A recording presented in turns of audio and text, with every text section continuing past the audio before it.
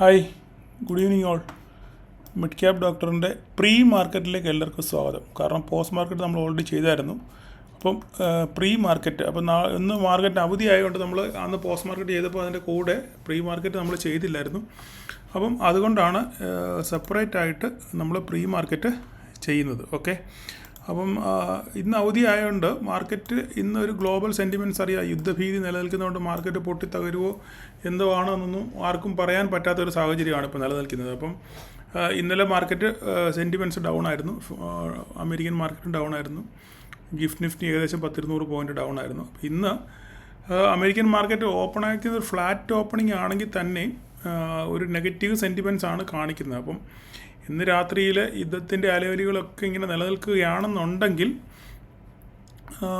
നാളെ ഒരു huge gap ഡൗണുള്ള സാധ്യത തള്ളിക്കളയാൻ പറ്റത്തില്ല. അല്ലെങ്കിൽ രാത്രി ബൈ ആകുകയാണെന്നുണ്ടെങ്കിൽ നമുക്ക് പ്രശ്നങ്ങളൊന്നും ഇല്ല. ഫ്ലാറ്റ് ഓപ്പണിങ്ങും ഈ വീണ പോലെ തന്നെ മാർക്കറ്റ് തിരിച്ചു കയറാനുള്ള സാധ്യതയുണ്ട്. പക്ഷേ ഈ രാത്രികളത്തെ അവസ്ഥകൾ എങ്ങനെയാണ്, ഭീഷണികൾ നിലനിൽക്കുന്നുണ്ടെന്നുണ്ടെങ്കിൽ അത് ആ ഒരു സെൻറ്റിമെൻറ്റ്സ് നമ്മുടെ മാർക്കറ്റിനെ ബാധിക്കും. അപ്പം എങ്ങനെയാണ് നാളെ എന്താണ് സംഭവിക്കുന്നത് നമുക്ക് നോക്കാം. അപ്പം അതിന് മുന്നേ കുറച്ച് പേര് എനിക്ക് മെസ്സേജ് അയച്ച് ചോദിച്ചിരുന്നു, നമ്മുടെ സെബിയുടെ റൂളുമായിട്ട് ബന്ധപ്പെട്ട് ഓപ്ഷൻ ബൈങ്ങിനെ അതെങ്ങനെയാണ് ബാധിക്കുന്നതെന്ന് കുറേ പേര് മെസ്സേജ് അയച്ച് ചോദിച്ചു.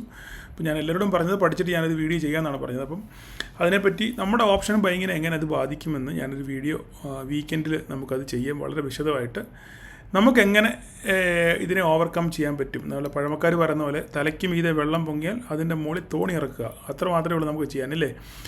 ഒന്നിനെയും നമ്മൾ എന്താ പറയുന്നത്, പേടിച്ചോടുക അല്ല വേണം, അതിനെ എങ്ങനെ അതിജീവിക്കുക എന്നുള്ളതാണ് നമ്മുടെ പ്രധാന ലക്ഷ്യം. അങ്ങനെ ആയിരിക്കണം ജീവിതത്തിൽ. അത് ജീവിതത്തിലായാലും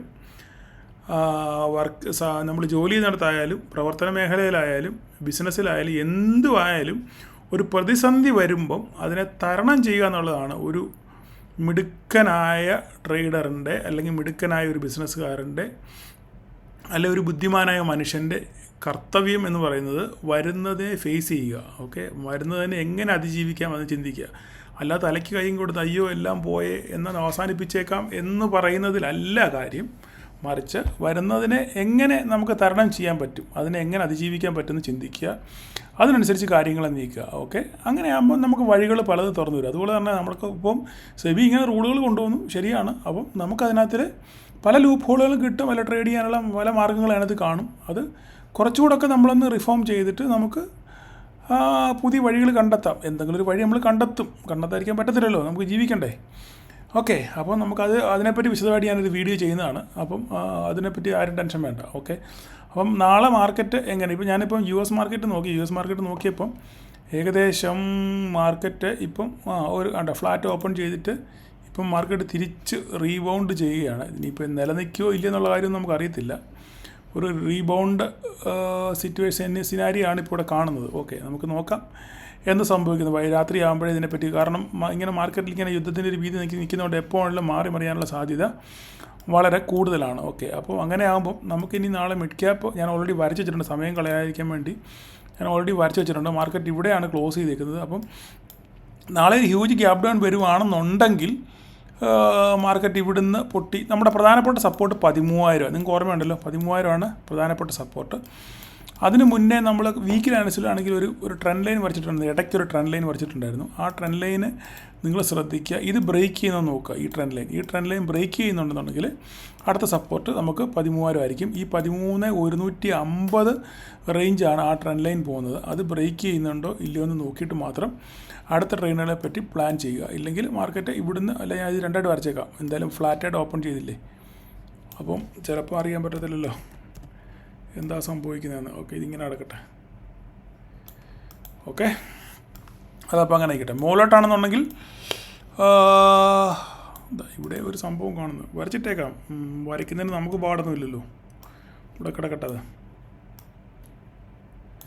അല്ലേ, ഇവിടെ കിടക്കട്ടെ, ഇതിങ്ങോട്ട് കിടക്കട്ടെ. ഓക്കെ, അപ്പോൾ മാർക്കറ്റ് ഇതൊക്കെ ഒരു സപ്പോർട്ട് ലെവലുകളാണ്. ഇത് നോക്കി മാത്രം ട്രേഡ് ചെയ്യാം. മേലോട്ട് പോകുകയാണെന്നുണ്ടെങ്കിൽ 13,319, 13,357, പിന്നെ 13,400 ഇതാണ് നമ്മുടെ പ്രധാനപ്പെട്ട കടമ്പകൾ. ഓക്കെ, താഴോട്ട് വരുവാണെന്നുണ്ടെങ്കിൽ 13,227, 13,241, 13,200 സൈക്കോളജിക്കൽ സപ്പോർട്ട്. പിന്നെ ഇത് പൊട്ടിക്കുവാണെന്നുണ്ടെങ്കിൽ പിന്നെ നമ്മുടെ ഈ ട്രെൻഡ് ലൈൻ നോക്കുക. ഓക്കെ, ഈ ട്രെൻഡ് ലൈൻ വരാനുള്ള സാധ്യത ഉണ്ട്.